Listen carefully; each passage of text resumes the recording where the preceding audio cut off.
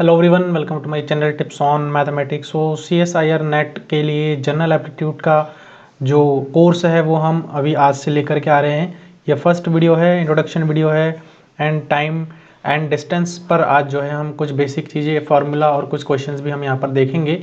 आप लोगों का काफ़ी समय से कुछ डिमांड भी था, तो मैं आज उसको पूरा करने जा रहा हूँ और कोशिश मैं करूँगा कि एंड तक जितनी भी सिलेबस CSIR नेट में पूछा जाता है वो मैं कवर अप करूं आप लोगों के लिए, और ताकि आप लोगों को कहीं और जाने की ज़रूरत ना हो, एक ही प्लेलिस्ट में आपको कंबाइंड सारा के सारा चीज़ें प्रोवाइड हो जाए। ठीक है, मेरी पूरी कोशिश रहेगी लास्ट तक। तो देखिए, जनरल एप्टीट्यूड जो है CSIR नेट में काफ़ी इंपॉर्टेंस है। ठीक है, और अराउंड 20 क्वेश्चन आपसे पूछा जाता है एंड देन आपको 15 क्वेश्चन उसमें से पुटअप करनी होती है। Each question will be 2 marks. ठीक है, 15 इंटू 2 कितने हो गए?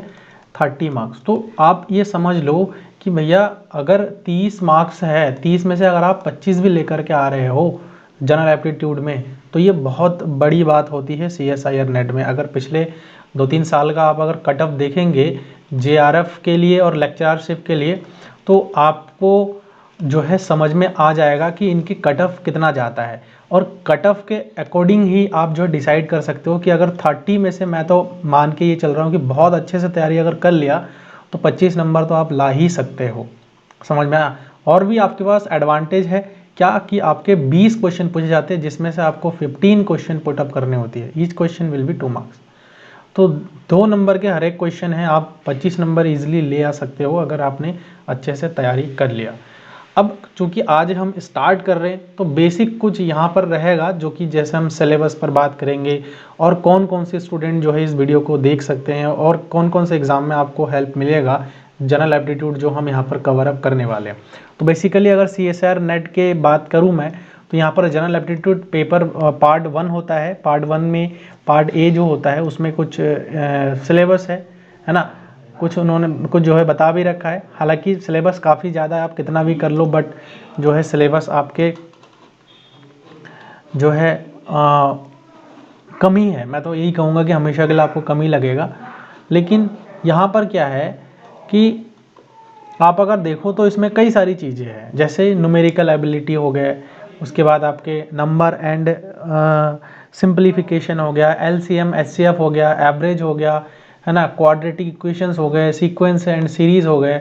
तो इस प्रकार के जो है जैसे स्वार्ट्स एंड इंडिसेस हो गए, लॉगरिथमिक हो गए, परसेंटेज हो गया, लॉस प्रॉफिट हो गया, सिंपल इंटरेस्ट हो गया, कंपाउंड इंटरेस्ट हो गया, ratio, proportion and variation, partnership, alligation and mixture, ये बहुत इंपॉर्टेंट है।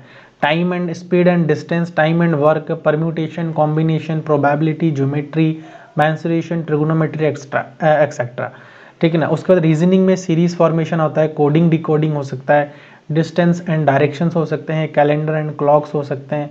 ठीक है, उसके बाद जो है एवरेज आर्गुमेंट अरेंजमेंट यहाँ पर हो सकता है, पजल्स एटसेट्रा, और भी बहुत सारी चीज़ें इसमें आते हैं। वो मैं आपको सारी चीज़ें बताऊंगा, हालांकि सिलेबस में इतना सारा ऐड नहीं कर पाए, लेकिन यहाँ पर आपको पूरा प्रॉपर मैं यहाँ पर देने की कोशिश करूँगा। ठीक है, तो उसके बाद देखिए data interpretation and graphical analysis आता है इसमें mean, median, mode, measure of dispersion, graphical analysis, bar graph, line graph, pie chart, है ना, टैबुलेशन जो भी होता है वो सारी चीज़ें आपसे पूछा जाता है।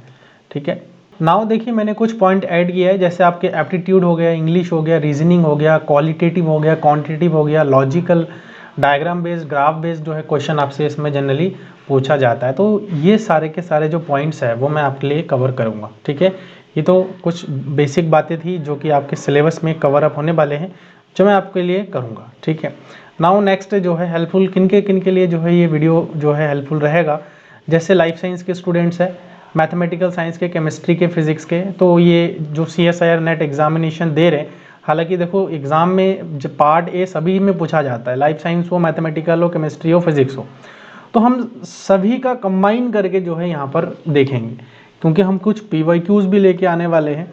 ठीक है, तो उन PYQs में इसकी नीड आपको होंगी, जैसे लाइफ साइंस में क्या क्वेश्चन पूछा जा रहा है वो भी हम यहाँ पे सॉल्व करेंगे, मैथमेटिकल साइंसेज में क्या पूछा जा रहा है वो भी हम सॉल्व करेंगे, केमिस्ट्री में क्या क्या पूछा जा रहा है, फिजिक्स में क्या क्या पूछा जा रहा है वो भी हम सारे के सारे सॉल्व आउट करेंगे।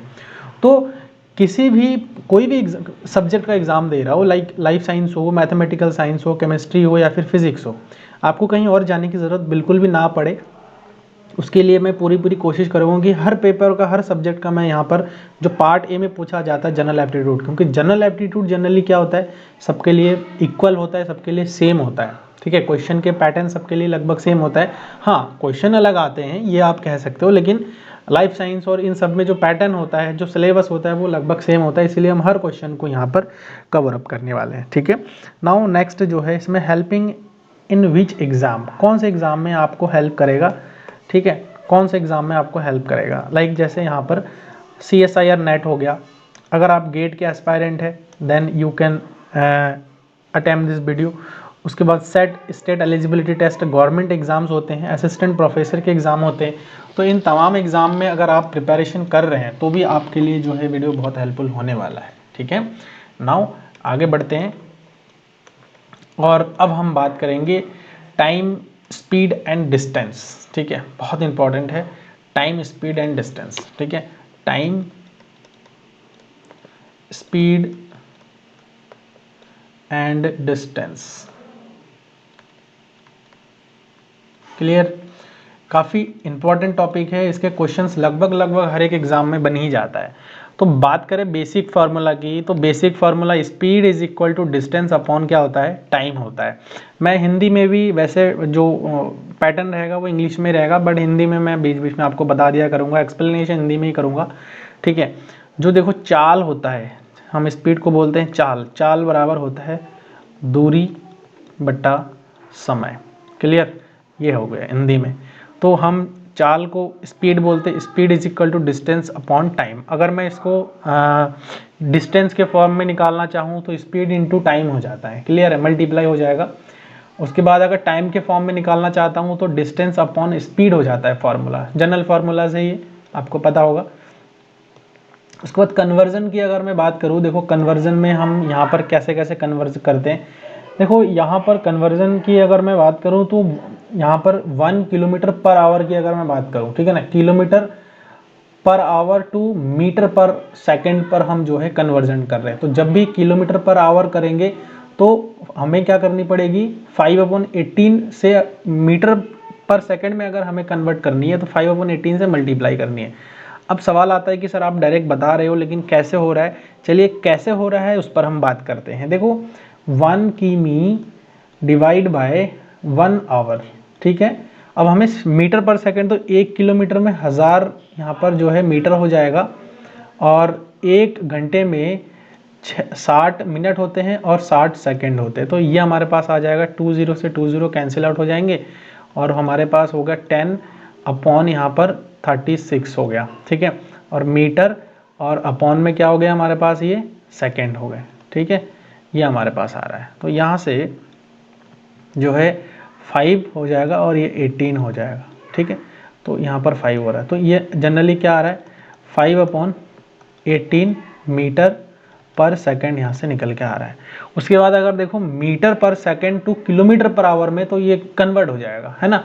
तो ये जो है 18/5 किलोमीटर पर आवर से हमें मल्टीप्लाई कर देनी है, तो यहाँ से जो है हमारा किलोमीटर पर आवर में चेंज हो जाएगा। उसके बाद आता है रिलेटिव स्पीड। रिलेटिव स्पीड का मतलब समझिए, जैसे आप ट्रेन में बैठे हैं ना, ट्रेन में आप बैठे हैं तो रिलेटिव स्पीड कैसे पता लगता है, जैसे आप जो है एक ट्रेन में बैठे हैं, आपकी ट्रेन ये है, ठीक है, जो मान के चलिए कि रुकी हुई है ना, और एक ट्रेन जो है मूविंग में है, ठीक है।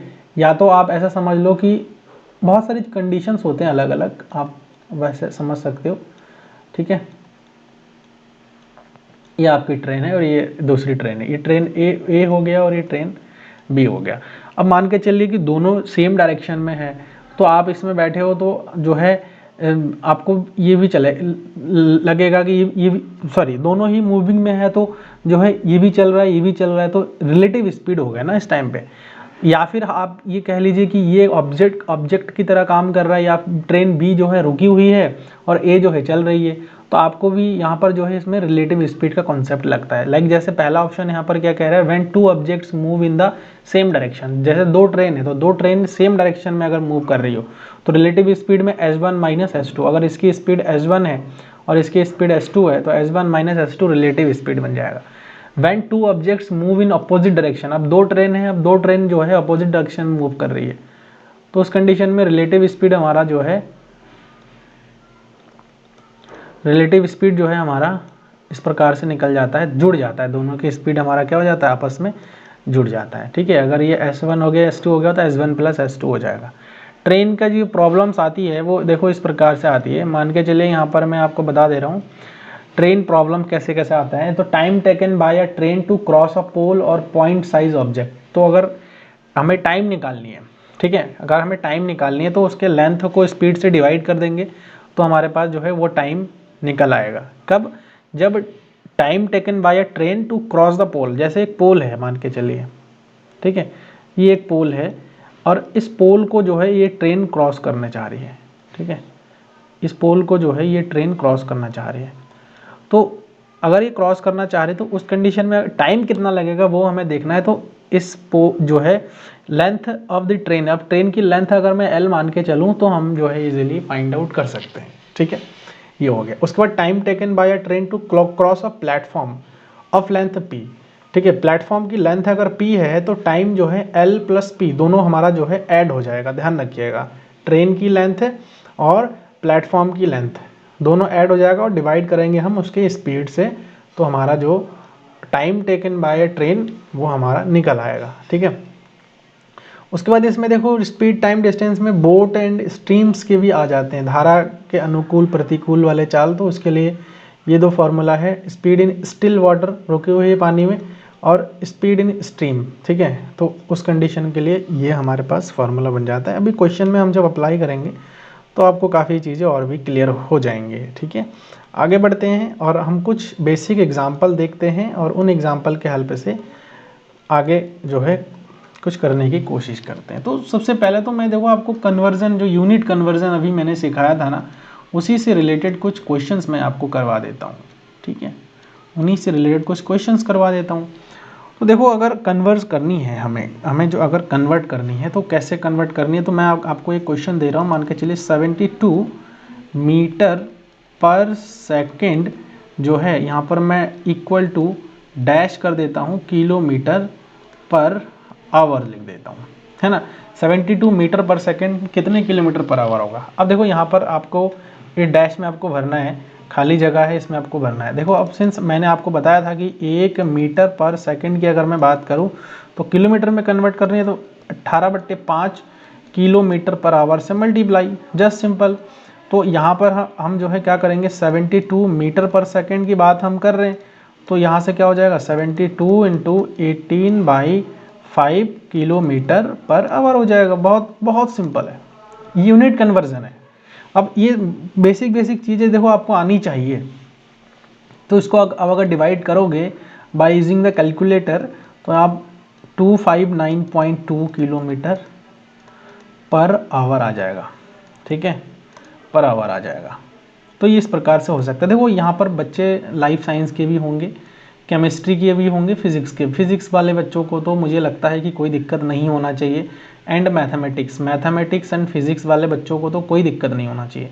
बाकी बचता है लाइफ साइंस और केमिस्ट्री, तो केमिस्ट्री वालों को हल्की फुल्की दिक्कत आ सकती है, बाकी लाइफ साइंस वालों को भी थोड़ी बहुत आ सकती है दिक्कतें। तो मुझे लगता है कि आप प्रैक्टिस मैन मेक परफेक्ट, तो यहाँ पर आप प्रैक्टिस करिए, आपका ये चीज़ जो है क्लियर हो जाएगा। कैलकुलेशन थोड़ा सा है तो ये चीज़ आपका सही हो जाएगा, ऐसा कोई दिक्कत वाली बात नहीं है। ठीक है, यूनिट कन्वर्जन समझ में आ गया। अब आपके पास मान के चलिए किलोमीटर पर आवर में दे रखा है, इसका आंसर आप कमेंट में बताइएगा। नेक्स्ट क्वेश्चन में यहाँ पर लिख रहा हूँ, ठीक है, यहाँ पर मैं लिख रहा हूँ 80 किमी per hour is equal to what, how many metre per second. ठीक है, करके मुझे कमेंट में इसका आंसर आप लोग बताइएगा, आई विल वेट।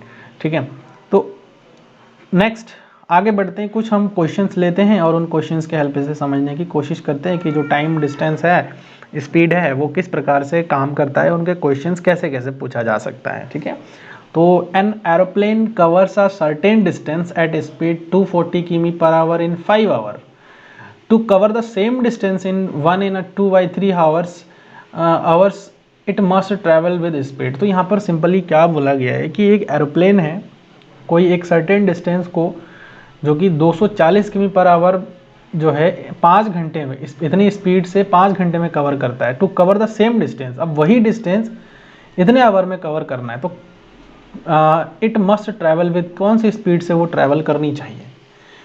ये स्पीड है और ये टाइम है, ठीक है। तो कितना डिस्टेंस कवर करेगा वो हमें निकाल ली। To cover the same distance, उतने ही डिस्टेंस को इतने आवर में कितने स्पीड में कवर कर सकता है, वो हमें यहाँ पर सिंपली निकाल रहे हैं। तो बहुत आसान क्वेश्चन है, मुझे लगता है कि किसी प्रकार का दिक्कत इस टाइप के क्वेश्चन में आपको नहीं होना चाहिए। बहुत ही बेसिक क्वेश्चन मैंने उठाया है आज। तो सबसे पहले बात करते हैं स्पीड की। तो speed is given here what 240 किमी पर आवर, ठीक है, पर आवर दिए हुए हैं।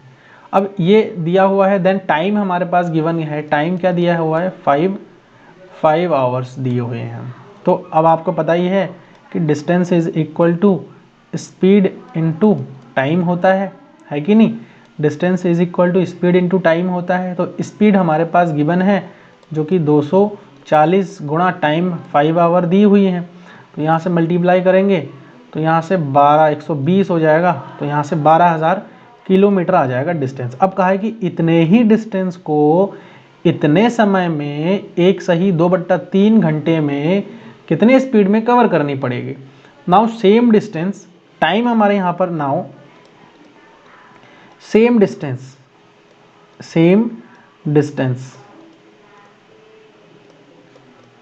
अभी सेम डिस्टेंस कितना है 1200 किमी है ना, और टाइम कितना हो जाएगा, टाइम जो है 2.5, ठीक है, 1 इन 2/3, ठीक है, 2/3 हो जाएगा। तो इसको और सॉल्व अगर आप करोगे तो 3 और 2 5 हो जाएगा, 5/3। क्या करते हैं इस टाइप के, जब फ्रैक्शन में होगा, मिक्स फ्रैक्शन में होगा, जब मिक्स फ्रैक्शन में होगा तो बच्चों देखो ऐसे करेंगे हम, 1 + 2/3 एलसीएम लेंगे, 3 1 जार 3 + 2 = 5 और यहाँ पर 3 हो जाएगा। तो इस प्रकार से हम मिक्स फ्रैक्शन को कन्वर्ट कर सकते हैं प्रॉपर एक फ्रैक्शन में। क्लियर है? कोई डाउट है कमेंट बॉक्स में आप लोग लिख सकते हैं, ठीक है। चलिए नेक्स्ट आगे बढ़ते हैं। अब हमारे पास देखो टाइम है और डिस्टेंस है, हम स्पीड कैलकुलेट कर सकते हैं। इट्स वेरी इजी, हम डिस्टेंस का फॉर्मूला लगाएंगे, speed is equal to, now speed is equal to क्या हो जाएगा, डिस्टेंस अपॉन टाइम हो जाएगा। तो डिस्टेंस हमारे पास दी हुई है, टाइम भी हमारे पास गिवन है, इसको सॉल्व करेंगे तो ये आ जाएगा गुणा 3 बटा यहाँ से हो जाएगा 5, ठीक है। इसको सॉल्व करेंगे, 5 दूना 10 हो जाएगा, 5 चौको 20, 240 गुणा यहाँ पर 3 हो जाएगा, ठीक है। तो यहाँ पर 4 तिया 12, 3 दूनी 6, 7 8, तो 820 मेरे अकॉर्डिंग इतना आंसर आ रहा है। तो यहाँ से जो है सॉरी 8 3 दूनी 6 और 1 7, हाँ 720 आ जाएगा यहाँ पे, ठीक है। 720 यहाँ से आंसर आ रहा है। 720 क्या स्पीड है हमारे पास, और स्पीड का यूनिट किमी पर आवर में हम निकाल रहे हैं, ठीक है। और अगर इसको मीटर पर सेकंड में पूछता तो हम क्या करते हैं, 18/5 से क्या कर देते हैं, इसको मल्टीप्लाई कर देते हैं, ठीक है। बहुत सिंपल था। होप कि आपको ये क्वेश्चन इजीली समझ में आ गया है। कोई डाउट है कमेंट बॉक्स में आप ज़रूर लिखिएगा, हम आगे और भी क्वेश्चंस लेकर के आएंगे, ठीक है। तो वहाँ पर आपको ज़रूरत पड़ेगी। नेक्स्ट क्वेश्चन देखिए क्या कहा है इसमें, अ पर्सन वॉक्स एट 14 किमी पर आवर इंस्टीड ऑफ 10 किमी पर आवर, ठीक है। ही वुड हैव वॉक 20 किमी more, find the actual distance travelled by him. अब देखो ये कितनी बढ़िया क्वेश्चन है। इसमें पूछा क्या गया है वो हमें समझनी है। पहले तो मैं, जो कुछ हिंदी मीडियम के बच्चे भी होंगे जिनको प्रॉपर हिंदी चाहिए होता है, तो मैं हिंदी में एक्सप्लेन कर देता हूँ क्वेश्चन में पूछा क्या है। अब पर्सन, देखो एग्जाम में हिंदी इंग्लिश दोनों में लैंग्वेज में रहता है, तो घबराने वाली कोई बात नहीं है। मैंने यहाँ पर इंग्लिश में ही ऐड किया है पीपीटी, ठीक है। बाकी हिंदी में एक्सप्लेनेशन तो कर ही रहा हूँ मैं, और कोशिश करिए कि थोड़ा सा इंग्लिश आपको आप जो है अपने वर्किंग लाइफ में, थोड़ा प्रोफेशनल लाइफ में इंक्लूड करो, क्योंकि आपको पता ही है इंग्लिश इज़ इंटरनेशनल लैंग्वेज, तो कहाँ ज़रूरत पड़ जाए आपको नहीं पता है। काफ़ी अच्छा इम्पैक्ट भी पड़ता है जब आप इंटरव्यू में बैठते हैं, तो वहाँ पर भी क्योंकि आप जनरली अगर CSIR नेट की तैयारी कर रहे हैं तो कहीं ना कहीं आप कॉलेज में एज असिस्टेंट प्रोफेसर बनना चाह रहे हैं या फिर प्रोफेसर बनना चाह रहे हैं, तो कॉलेज में वहाँ पर कई प्रकार के बच्चे आते हैं। तो मुझे लगता है कि वहाँ बाई लैंग्वेज बहुत हेल्पफुल रहता है। ये ज़रूरी भी है, आपको इंग्लिश जैसे आए हिंदी वैसे आए, तो हिंदी और इंग्लिश दोनों सेम आना चाहिए आपको, ठीक है। तो कोशिश करिए, अगर कोई बच्चा ऐसा है भी, कोई वीडियो अगर इस प्रकार का देख रहा है, तो इसको आप लोग थोड़ा सा करने की कोशिश करिए कि इंग्लिश भी आपको उतना ही आए जितना हिंदी आपको आता है, ठीक है। तो क्वेश्चन में देखो ये कहा है, चलिए यहाँ पर देखते हैं। अ पर्सन वॉक्स एट 14 किमी इंस्टीड ऑफ 10। देखो 10 किलोमीटर के हिसाब से उसको चलनी थी, लेकिन वो क्या करता है 14 किलोमीटर के हिसाब से चलता है, एक पर्सन है, ठीक है। ही वुड हैव वॉक 20 किमी मोर। अगर 10 किलोमीटर की जगह पर वो 14 किलोमीटर की स्पीड से चलता है तो 20 किलोमीटर ज़्यादा चलता है। तो find the actual distance travelled by him. तो टोटल डिस्टेंस कितना ट्रैवल किया गया है वो हमको क्या करनी है, निकालनी है। तो जब भी कोई चीज़ मिसिंग होती है ना, उसको हम लेट कर लेते हैं। चलो कैसे लेट करेंगे देखते हैं, ठीक है। तो एक स्पीड है V1 में मान के चल रहा हूँ जो कि 14 किलोमीटर है, 14 किलोमीटर पर आवर। और दूसरा मैं स्पीड मान के चल रहा हूँ जो कि है 10 किलोमीटर पर आवर, ठीक है। जो कि इस चलना तो इसको इसमें था 10 किलोमीटर के हिसाब चलना था, लेकिन वो चला कितने के हिसाब से, 14 किलोमीटर के हिसाब से। और 14 किलोमीटर के हिसाब से चल के ही वो 20 किलोमीटर ज़्यादा चल पाया, समझ रहे हो। लेट एक्चुअल डिस्टेंस, अब हम यहाँ पर थोड़ा सा अजम्पशन करेंगे। लेट एक्चुअल डिस्टेंस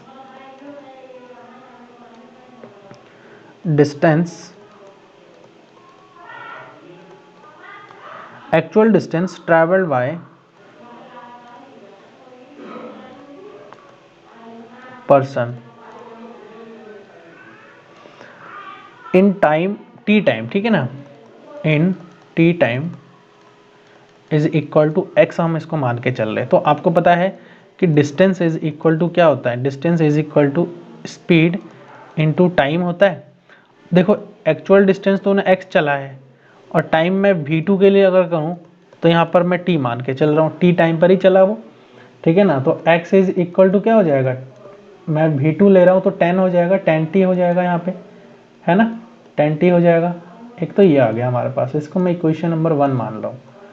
अगेन मैं अगर बात करूँ सेम, देखो अब मैं क्या कर रहा हूँ ना, मैं डी डैश जो है एक्चुअल डिस्टेंस प्लस 20 की में ज़्यादा चल रहा है, तो डी डैश मैं यहाँ पर निकाल रहा हूँ, एक डिस्टेंस निकाल रहा हूँ, नया डिस्टेंस है। देखो अगर इतने की जगह पर अगर वो इतने के साथ चल रहा है तो 20 किलोमीटर ज़्यादा चल रहा है, तो एक्चुअल डिस्टेंस से तो 20 किलोमीटर ज़्यादा ही चलेगा। तो डी डैश क्या आ जाएगा कि एक्चुअल डिस्टेंस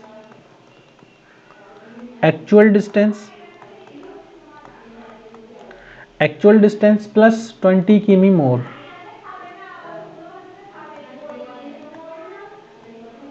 है ना। तो एक्चुअल डिस्टेंस क्या आया हमारे पास, x प्लस यहाँ पर 20 किमी जो है ज़्यादा चल रहा है, ठीक है, 20 किमी जो है ज़्यादा चल रहा है। लेकिन ये तभी पॉसिबल है विद यहाँ पर लिख दे रहा हूँ मैं, विद v1 स्पीड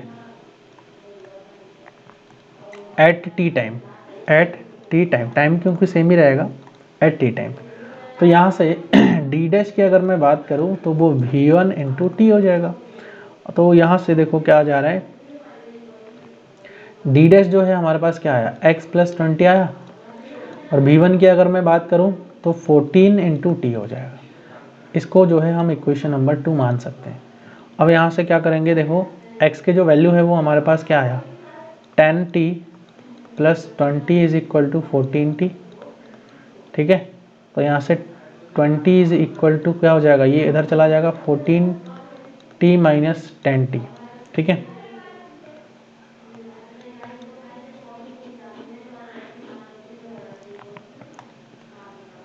थोड़ा सा स्पेस बना लेते हैं। नाउ यहाँ से क्या आ जाएगा, t इज इक्वल टू कितना आ जाएगा, अरे सॉरी यहाँ से हम कैलकुलेट कर लेते हैं ना, 20 इज इक्वल टू 4t हो जाएगा।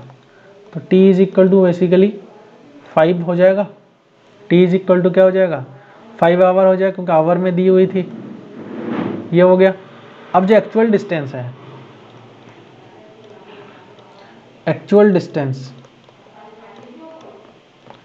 एक्चुअल डिस्टेंस कितनी हो जाएंगी, एक्चुअल डिस्टेंस क्या था, x is equal to 10 into T था, तो 10 इंटू टी का वैल्यू कितना है 5 है, तो 50 किमी एक्चुअल डिस्टेंस यहाँ पर आ जाएगा। तो देखो इस प्रकार से हम जो है क्वेश्चंस को सॉल्व आउट कर सकते हैं। आगे बढ़ते हैं, नेक्स्ट क्वेश्चन पर चलते हैं। और अगला जो क्वेश्चन है काफ़ी अच्छा क्वेश्चन है और इस क्वेश्चन को सॉल्व आउट करने की कोशिश हम करते हैं। ठीक है, देख लेते हैं, पहले अच्छे से इसको पढ़ते हैं, उसके बाद बात करते हैं। अ train can travel 50% faster than a car. ठीक है, एक ट्रेन है जो कि एक कार से 50% तेजी से चलता है। Both start from point A, दोनों ही एक पॉइंट से स्टार्ट करता है एट द सेम टाइम, है ना, एकदम सेम टाइम पर दोनों ही एक ही पॉइंट से स्टार्ट करता है जो कि पॉइंट ए नाम दिया इन्होंने, एंड रीच पॉइंट बी जो कि 75 किमी अवे फ्रॉम ए है eight the same time. On the way however the train lost about 12.5 minutes while stopping at the stations. The speed of the car is, तो car का speed हमको जो है find out करनी है। बहुत अच्छा क्वेश्चन है, बस थोड़ा सा लैंग्वेज हो सकता है कि किसी किसी बच्चे को, मैं हर क्वेश्चन में यही कह रहा हूँ कि ये लैंग्वेज में दिक्कत हो सकती है, क्योंकि मुझे पता है बच्चों को थोड़ा लैंग्वेज में दिक्कत आती है।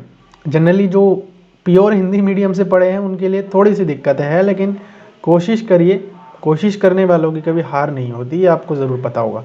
तो यहाँ पर बोला गया है, देखो बोला ये गया है कि एक हमारे पास जो है एक ट्रेन है, कहा जा रहा है कि ट्रेन है ट्रैवल करता है जो कि travel 50% faster than a car. तो कार से 50% फास्टर जो है ट्रैवल करता है ट्रेन। ठीक है, both start from a point A, एक पॉइंट ए है, ठीक है, इस ए पॉइंट से स्टार्ट होते हैं दोनों और बी पॉइंट पर जाते हैं, ठीक है ना, at the same time reach at point B जो कि 75 किलोमीटर है। ये बी पॉइंट है यहाँ पर, ठीक है, यहाँ बना देता हूँ मैं, बी पॉइंट है और दोनों के बीच का डिस्टेंस बता रखा है 75 किमी। ठीक है, away from A eight the same time on the way however the train lost. देखो ट्रेन रुकने की वजह से ना, क्योंकि ट्रेन तो रुकते हुए चलती है। अब एक ट्रेन है जो कि ए पॉइंट से चलती है, एक ट्रेन है जो कि इस ए पॉइंट से चलना स्टार्ट करती है, ठीक है, ये है, और एक कार है,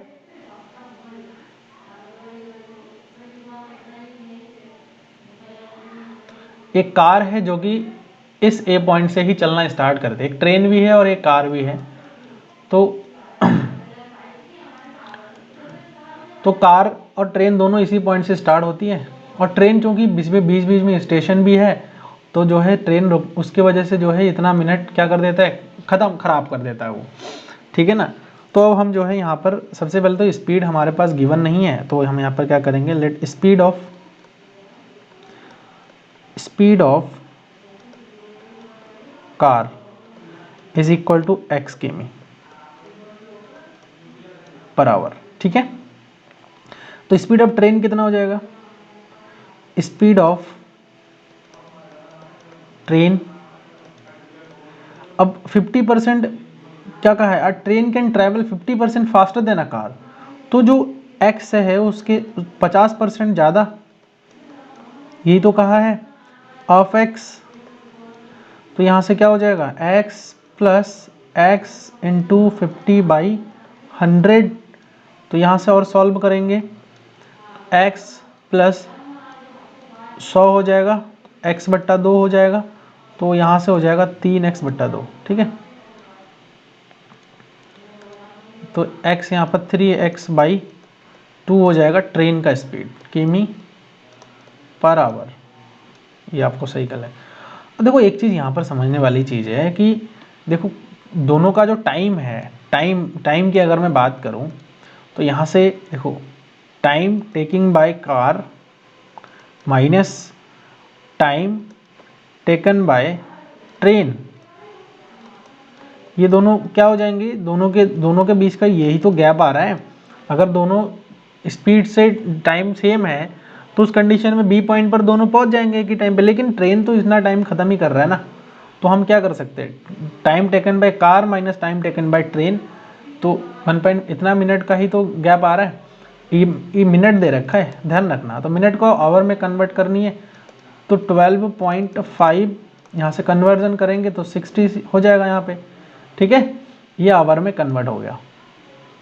अब देखो यहाँ पर टाइम इज इक्वल टू क्या है, time is equal to distance upon speed होता है।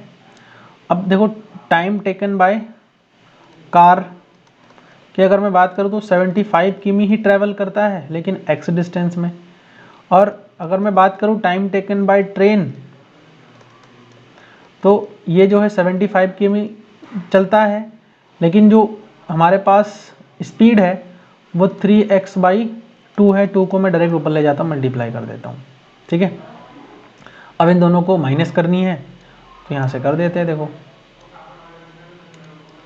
माइनस करके हमें कहाँ रखनी है, इसी में ही तो रखनी है यहाँ पे। तो कार के लिए 75/x minus 75 into 2/3x is equal to कितना हो जाएगा 12.5/60, ठीक है। और यहाँ से पॉइंट हटाएंगे, 0 बढ़ा देते हैं, यहाँ पे कर लेते, कोई दिक्कत नहीं है। अब यहाँ से ना देखो 75/x कॉमन आ जाएगा, ले लो कॉमन यहाँ से, 75/x कॉमन ले लो। यहाँ पर 1 - 2/3 समथिंग हो रहा है और ये 125/600 हो जाएगा, ठीक है। इधर ही कर लेता हूँ मैं। तो यहाँ से 75/x और यहाँ पे 1/3 हो रहा है, क्लियर। और यहाँ पर 125 यहाँ पर हो रहा है 600, ठीक है। कैलकुलेट करेंगे तो यहाँ से देखो कितना आ रहा है। अगर मैं जनरली इसको मल्टीप्लाई वगैरह कर दूँ यहाँ से, देखो ये कैंसिल आउट हो सकता है यहाँ पे, ठीक है। यहाँ से जो है 5 और ये जो है हो जाएगा 200, तो ये आ जाएगा हमारे पास 75/x गुणा 1/3 बराबर, यहाँ से 200 को भी अगर कैंसिल आउट करें यहाँ से तो 5 से 25 दिया 75, 5 यहाँ पर 75 ये भी कैंसिल आउट हो जाएगा।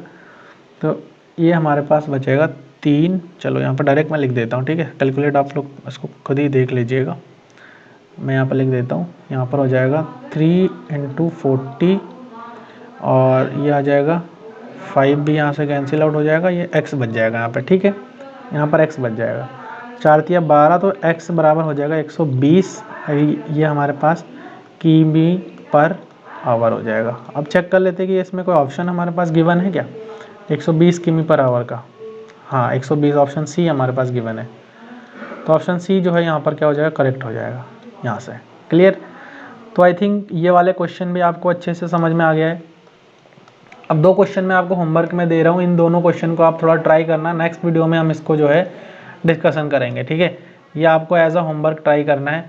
नहीं आता है कोई बात नहीं है, आप कोशिश करिए आंसर लिखने की कमेंट बॉक्स में, ठीक है। और नेक्स्ट वीडियो में मैं जो है इसके आंसर को डिस्कस करूँगा, इसके सॉल्यूशन को भी डिस्कस कर दूँगा मैं, क्लियर।